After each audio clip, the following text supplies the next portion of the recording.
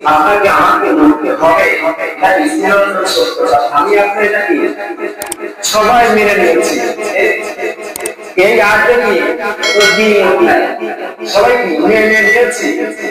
এই মরতে তো হবে।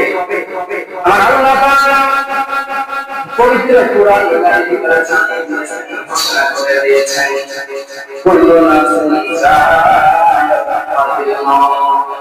প্রত্যেক মানুষকে সাহায্য করতে হবে। বাবা আমি আপনার যে ফোন করে থাকি না মালাকুল আজরাইল আলাইহিস সালাম আমার শিরায় চলে আসেন। বাবা আপনি যাদের কাছে দেখেন না মোবাইল আজরাইল আমি মাঠে কাজ করতেছি, আমি গরুর ঘাস কাটতেছি, কাজটা আমাকে শেষ করতে দাও। এটা কি আপনার সময় ছিল?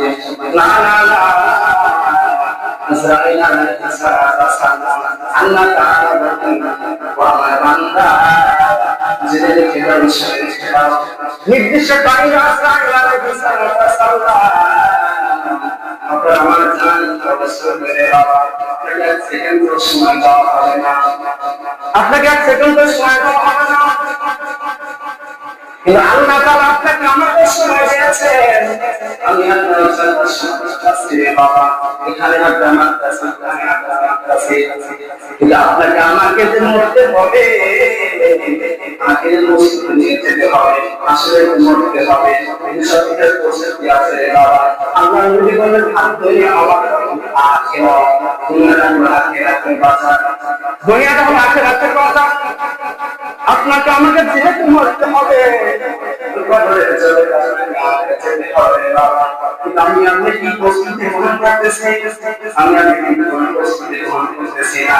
আল্লাহ নবী সাল্লাল্লাহু আলাইহি ওয়াসাল্লাম তোমাকে প্রস্তুতি গ্রহণ করতেই হবে, যেহেতু মরতেই হবে। এটা চিরন্তন সত্য কথা। আপনাকে মরতেই হবে, আপনাকে আমাকে প্রস্তুতি গ্রহণ করতে হবে।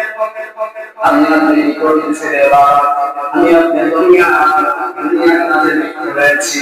আল্লাহ তাআলা আপনাকে আমাকে সৃষ্টি করেছেন গোলামি করার জন্য। আল্লাহ তাআলা আপনাকে আমাকে পৃথিবীর জন্য পাঠিয়েছে গোলামি করার জন্য। কিন্তু আমি আপনি কি করতেছি? দুনিয়ার কাজে ব্যস্ত রয়েছি, সংসারের কাজে ব্যস্ত রয়েছি।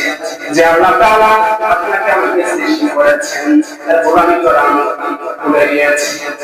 সংসারের কাজে কি আমি আপনি ব্যস্ত রয়েছি, সংসারে কি করে রয়েছি।